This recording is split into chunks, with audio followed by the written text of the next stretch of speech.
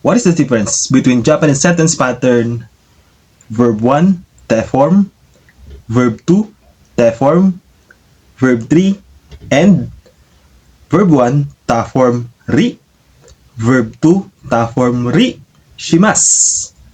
Let's find out. For our English explanation, so these two sentence patterns are used to connect sentences using verbs. But one of the difference is for verb te form, verb, the verbs are listed based on their occurrence. And if you're going to use this pattern, we're going to enumerate all the things that have been done or will be done. So we can compare this sentence pattern to particle to. So what's the purpose of particle to? Particle to is used to connect nouns, and also particle to is used to enumerate all the things that on the list. While the sentence pattern verb ta form ri, shimasu is used to enumerate fewer actions from a longer list. So for particles, we can compare it to particle ya. So what is the purpose of particle ya? Particle ya, same with particle to, is used to connect nouns, but for particle ya, we only connect or mention fewer things, or in short, general things. We are not enumerating all the things that included on that list. For us to understand it more, let's give an example from English to Nihongo. For verb te form, in the mornings, I go jogging, take a shower, and go to work. In Nihongo, may asa, jogging o shite, shower o abite, kaisha e ikimasu. For English of verb tari shimasu. On Sunday, I play tennis, watch a film, and so on.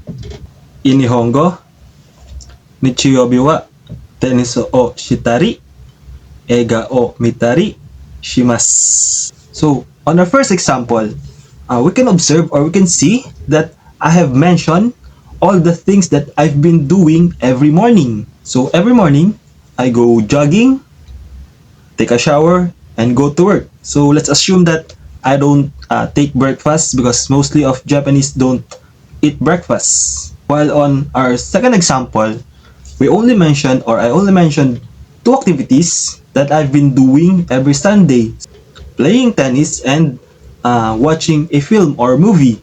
So we're not mentioning what I've done for from the time that I woke up until I take a nap or sleep.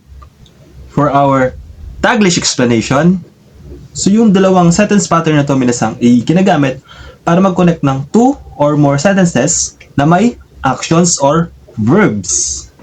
Ang main na pinagkaiba nila is itong si verb te form, verb ay ginagamit para i-enumerate or sabihin yung lahat ng activities na ginawa or gagawin.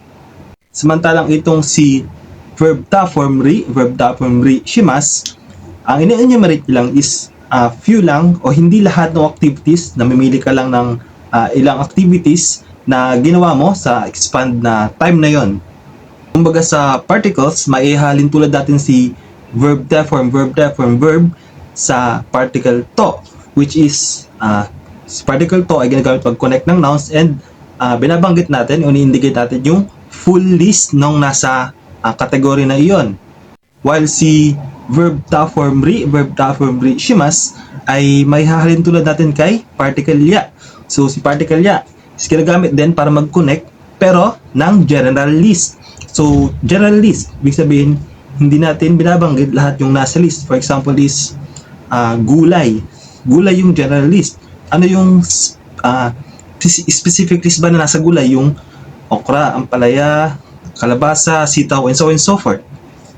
Bigay tayong example from English to Nihongo. Para sa verb te form, verb.